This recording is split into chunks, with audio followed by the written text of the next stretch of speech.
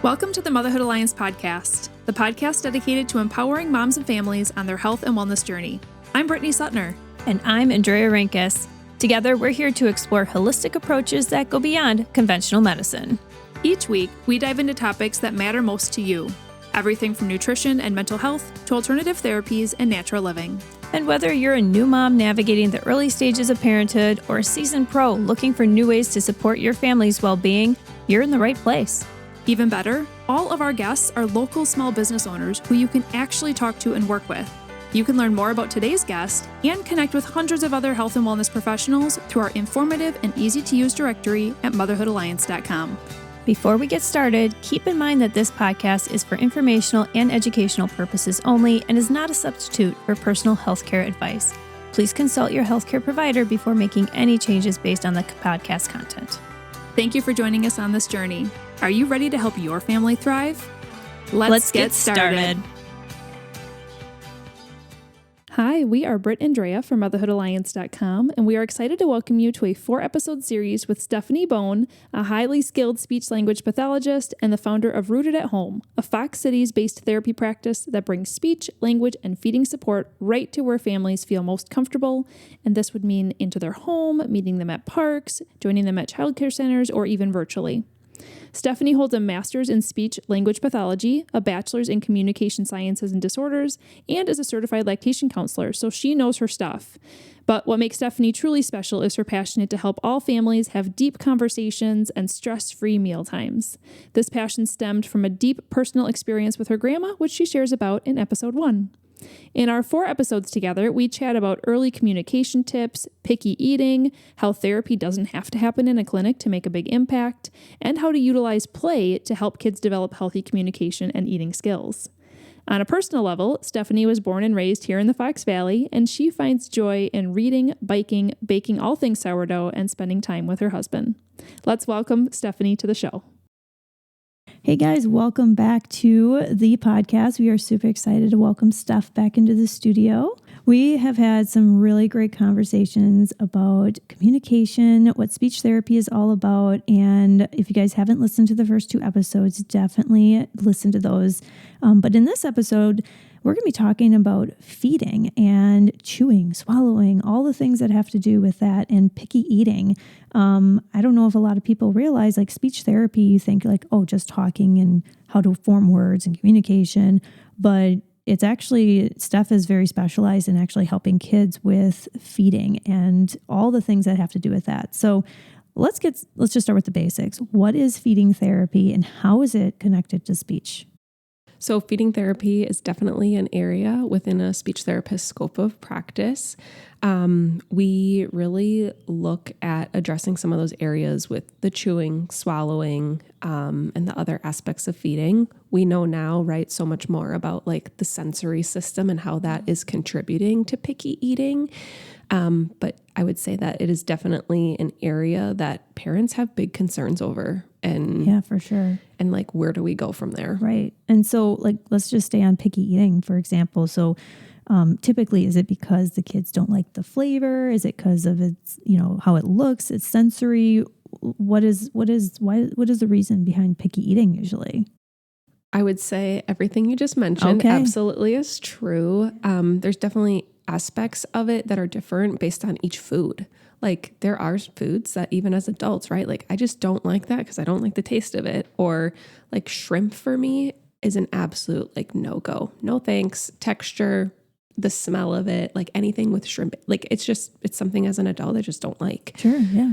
It becomes more of a problem when we have kids who are stuck on like 5 foods, 10 foods. These are the only foods I eat. I won't try anything. We have weight concerns, right? There's all those different like factors that come into play with it. So I think it's hard to say, oh, it's a problem when, because like what else is going on? Yeah. And so when a parent notices that a kid is just eating 5 foods all the time, or if it's, if they are concerned about weight or anything like that, is that when they would contact somebody like you? Yeah, it would be a great opportunity to start some conversation to learn more. And that's part of when we go into the evaluation and assessment. It's really diving in with the parents. What are they noticing? Yeah. What are those go-to foods? Can we draw any connections? And then, a big thing is meats. A lot of kids, meats and vegetables are just like not their thing. How can we interact with them? Because ultimately, when it comes to picky eaters and feeding therapy in general, of course, our ultimate goal is to have the children eat the food, right? Like in your mom mind, it's like, just eat this piece of broccoli. Yeah, just eat it. Right. But yeah. Okay, how else can we interact with that piece of broccoli before we even think about offering it to them? Can we paint, dab that broccoli in some paint and paint with it? Can we, find other ways to interact with it of they have to see it, smell it, touch it, interact with it before it's even going to get close to their mouth. So is that a really good way of just starting to, especially when kids first start solids, is that a really good way of starting to show them? And speaking of solids too, I'm thinking of baby-led weaning. Mm-hmm. Is that something that you support? I definitely support baby-led weaning. I think there's always a balance between what families are comfortable with, right? Sometimes when families are seeing these big stick long shapes and it's going into their infant's mouth and they're like, oh no. But there are definitely situations where we want to think about giving them that exposure, because pouches are super convenient and easy to feed. But if we don't also give exposure and opportunities for foods we have to chew, right? So what's what's your family's balance? There's no right or wrong way to do it. But I think the biggest thing when it comes to eating is just exposure and opportunities. Well, and this kind of just makes me think too of prior episodes when we've talked to a myofunctional therapist too, talking about how much we've eaten soft foods and how that's forming mouth, how it's forming actually the palate and the structure of the mouth. Yes. And then speech and dental work. And I mean, we could go down a whole rabbit hole of that, but even just exposing them to those hard foods instead of pouches all the time, for example, soft things. And pouches are great. When you're driving in between practice and you got to get from one point to another, that is absolutely a great time to get some of that nutrition in. But when we're at home and we're able to use a spoon, let's practice that. Just squeeze that pouch into the bowl and help your toddler or infant work on that spoon feeding, because that's a skill for the rest of their life that we want them to be able to use, and it uses their mouth, and all of that connects when we think about that communication piece. If I just have to suck out of a pouch and swallow, I'm not really using a lot of my mouth. Well, and you said in the beginning that kids not liking foods or spitting them out, it could be a texture thing, it could be a different type of sensory thing, it could be I just don't like this flavor. So what are things that we should or shouldn't say to our kids when they're spitting this food out? Because I think as parents, this is honestly a very public and long frustration for parents. If their kids are picky in any way, they might not even be to the level where they only eat 5 foods, but if you go to someone's house for dinner and the kid is like, I don't like it, that's embarrassing for the parents. They're which is right or wrong. That's where the parent needs to maybe do some inner work too. But we all struggle with it as parents. Right. So kind of getting back to that, what are some things that we should say or not say to help understand why our child is spitting it out, but then also hear their perspective and figure out what to do in the future? Yeah. Using positive language and just conversation around those foods. When a kid spits something out, if we were to say oh, you didn't like that, we're kind of planting a seed sometimes when we don't even know it. Oh, yeah. Right? Oh, the last time you tried that, you didn't like it, but here, let's try again. Right? If we said to them oh, that surprised you, that yogurt was cold, or oh, that made a crunching sound. That was kind of a weird sound, wasn't it? That's a lot different feel than if we are kind of giving them how they should feel about it. It's a really good point. Yeah. So just thinking about keeping it positive and even telling them, maybe you are at that family gathering where your child isn't going to eat anything there, but maybe you bring some of their preferred foods and they join in. So maybe we put their preferred foods on the plates that everybody else is having at the party. But then maybe we tell them, hey, let's go pick one thing that's on the table that grandma made that you want to just look at. or let's just see how it feels on our finger to squish it. Like have that interaction. So it's including them in it, but we're not forcing them to try that bite, because nobody is going to succeed by pressuring your child or bribing them or convincing them like, oh, it's yummy. Okay, if you're going to put shrimp again in front of me, it's not yummy. Yeah. My mind is made up. So I feel like we're talking about a couple different age groups here. We're kind of talking about the younger ones where they're really exploring new foods and they're spitting it out because literally it either made them gag or it was a texture thing, right? But then we're also talking about once they get to be 3, 4, 5, 6, they become more verbal and they become more stubborn, and they understand, depending on the household, that if I spit it out or if I say no, well, then I get my PB&J instead of having to eat whatever everybody else is eating. Mm-hmm. So let's talk about those younger years first. If a kiddo is gagging on food, or even worse, throwing it up, at what level should a parent be concerned, especially if it's not happening with a ton of different foods? Is that a sign of an allergy? Is that like I should really be calling Stephanie stat? How quickly should they be concerned? I think that the biggest marker that families use and have is, their weight, right? Like, where are they falling for that? That's always like a concern that we want to like keep an eye on. But, if it's something that is, you're noticing like a trend, or, outside of the norm of like, hey, it's a couple foods, or, oh, they're really only eating crunchy foods, or they're only eating those really soft foods, right? Or sweet. Yeah. We're starting to see those patterns. That's, that can be a really great time to start that conversation before we get when we're 5, 6, and we're like, ooh, like they've been eating this way for the past 6 years. That can be a really great time when they're young, and really, gagging and spitting foods out is very normal. And although it doesn't look pleasant for us as, people who are joining in on that mealtime, kids have to figure out like what is too big of a bite. If we are constantly moderating that, right? Like they aren't going to feel that in their body. And we have natural, our body is naturally mechanically made to gag when something is too much or my body doesn't like it. And when you talked about, thinking about how they are having concerns and like, when do I call somebody? Again, going back to that gut instinct of trusting that, there's never, I guess, a bad time to call and reach out and kind of explore that further. But I'd say a lot of families that reach out are noticing patterns. So as a kiddo is starting to eat food and grow up and kind of over their first couple years of eating food, what would you say is kind of the parent's role versus the child's role? Yeah. So I had a family share with me once. The mom had said something along the lines of, it's my job to provide like the foods for my child to eat, that like I feel comfortable with and create like that environment. And it is my child's job to decide like how much they want to eat of it. Right. And I think sometimes we have an expectation from wherever, like you have to finish your plate, or you have to eat one strawberry and then I will be satisfied. But really like digging into that, like when are we going to trust our child? And that goes back even from like bottle feeding, right? Like I'm going to put 5 ounces in this bottle. Oh, they didn't eat all of it. Like, is something wrong? Should I make more? Like, should I make like, when are we going to trust our child's instincts that they are full?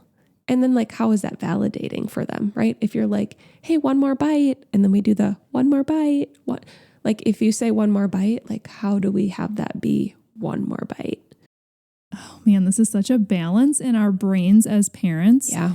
Because I think about if a kiddo is, say that they just had lunch and then they're like asking for a snack right away after. That's what I'm and you're thinking just about. Like feeling really frustrated, especially if you have things to do and you're like, this is like, I this don't was have your time to eat. Yeah. Mm-hmm. Or, they're like, can I have an apple? Sure. They take one bite and say, I'm done. And you're like, this is hard because it's expensive. Yes. It's expensive to have to waste food. So I feel like this is such a constant battle in our brains as parents to try and allow them to learn. Absolutely. And they don't have the concept yet, especially when they're little, to know how much of this apple, if I eat the whole thing, how full will my belly be? Right. But at the same time, I feel like we as parents feel very manipulated as they start to get older and they're asking for things that they like and not finishing them and leaving half a banana here. And I just bought the bananas. And so it can be really tricky. Absolutely. And it's frustrating when, like you said, we have that higher level of, hey, like, I just bought those, or I want you to eat the whole thing. But that it can be a great opportunity when you're eating something. Hey, do you want to try a bite of this? So that you know that you're going to be eating that whole entire thing, or you're giving them like the opportunity. But I hear you, snacks and what you're offering and when you're offering. It is challenging because I think all of us, even as adults, like if I didn't have to eat a full meal and I could snack all day, that'd be great. Because like snack foods, who doesn't love snack foods in general? Right? Yeah. Mm-hmm. So another thing I just want to quick share is there is actually so much research behind the fact that there are 32 steps to eating. That's crazy. Like the last step is putting it in your mouth and like getting it in there and chewing it and swallowing it. Are you talking about like starting with going to the grocery store, or what do you mean? 32 steps is a lot. So 32 steps of like it's already in your house. Like you have to tolerate it. Like the shrimp is there. Yep. It's on the table a foot away from me. Okay. Now we have to we have to tolerate it in our vision. We have to tolerate the smell of it. You have to tolerate touching it or using a utensil, right? Getting it like from your hand close to your face. There's all little steps within that of like, it has to touch your lips. It has to go past your, right? Like there's all these different steps of getting to that final place because it's not as easy as just put it in your mouth. You have to like not gag at the thought of like trying it or seeing it. You just had to use the shrimp example, right? I know I did. Stephanie's like, didn't you? It's hitting her deep over there. But I think that is really helpful, especially for those little years when they're just learning to understand how many pieces of those 32 steps could trigger them to have a response that's maybe more on the negative side. Right. And then knowing that once you get to that last step of it actually gets into their mouth and let's say they spit it out, research has shown that you need to try a food at least 10 times before determining if you actually like it or not. See, I've heard 3, and sometimes that's successful and sometimes it's not when I talk about my kids or me. Well, and this is something I've used for my kids, and it's not research based, but it has seemed to work well for them, is that when they were little and they would say, well, 2 things. I could not stand it when they would just say, I don't like it. Yeah. So Daniel Tiger helped me understand the phrase, it's not my favorite. Yeah. So when they were little, I would always have them say, it's not my favorite. I felt like that was just much more respectful way to communicate to me after I just spent an hour in the kitchen cooking or if we're at somebody's house. For sure. But if my kids would say something wasn't their favorite, I would oftentimes say, well, that's okay. You just haven't grown that taste bud yet. Every night we grow new taste buds. So you should try it again. Yeah. And, maybe it's not tomorrow or the next day, but like a week later, hey, you might have grown that taste bud now. Yeah. Again, not research-based, but it has kept my kids open-minded to trying things. And they actually reference it now too, where they'll be like, oh, I think I grew this taste bud now. I have said that to me. That's funny. There's so many things as a parent that you have the ability, right, to like persuade your children. And while it's not research-based, there's research in that though, of like when we were talking about like that positive talk, right? Like we know if you're going to have that positive self-talk or just family talk about that, your kids are going to be more receptive and open to it. So, and there might be research behind it. You should do a study. I mean, there are things where we don't like them when we're little and then we like them as we grow up. Yeah. She's done a study on 2. Yeah. 2 kids. But you actually had a personal experience where you tested this theory of trying something 10 times. So share about that. So I was always somebody that looked at avocados and was like, absolutely not. No, thank you. But I would eat guac because that had like other things that I liked. Just in like, it. I don't like different. tomatoes, but I'll eat ketchup. Or I don't you like know? potatoes, but I'll eat French fries. Yeah. Yeah. So it was something that I was like, okay, I wanna like get better at this and like tolerate it. So I did the 10 times on myself of trying it over in different ways. Like room temperature avocado is very different from like out of the fridge or with everything bagel seasoning on it. Yeah. You know, or like on toast or different ways. And now, you know, after getting a good workout in or just being hungry for breakfast, I crave avocados now and I buy them weekly. Nice. So it works. It takes time, but But don't Yeah. don't put pressure on yourself of like, oh my gosh, every single food has to be that way, because you still have to remember that you still have the ability to like make that choice. well, and also thinking too, on your part, you're like, I want to like avocados because I know they're healthy for me. And I think, I mean, we can talk little kids, but even like a little bit older as they grow, you can start talking about like why we eat certain healthy foods and kind of having that positive relationship with certain food groups too. Yes. And positive talk too of like, hey, like you don't have to put it here, or like you don't, like we can put it right here on your plate, or it doesn't have to touch, like giving those parameters of like, it's still on their plate, they're seeing it, they're interacting with, but like what can you do with it versus don't, right? Like don't do that is a very different sound. One other tactic I tend sometimes to use too is like having it on having something they don't eat very much on the plate, but also like 2 other things that I know they'll eat. Yes. So sometimes it has worked where like, I don't know, like broccoli or something, cooked broccoli. Yes. My kids like it, but like before it was like, oh, they like this and this. I put the broccoli on and then they might take a bite. Yes. Yeah. There's research behind that of always offering. Look at you, Andrea. Look at you. Research over here too. Yeah. And I was one where it really drove me nuts, where if I would make time to cook dinner and I would try and pick a dinner that I would hope they'd at least be open-minded to. Yes. But if I was skeptical and be like, I don't know if they're going to eat fajitas or not, then I would make sure that part of the meal is things like you're saying that they will eat. So maybe we have applesauce, and even though there's chopped up peppers in the fajitas, I also have raw peppers because I know they'll eat those. Right. Yes. Or I just happen to have boiled eggs out too because so I know the they'll eat them, but protein. it's like part of the meal, not making it seem like it's a special thing.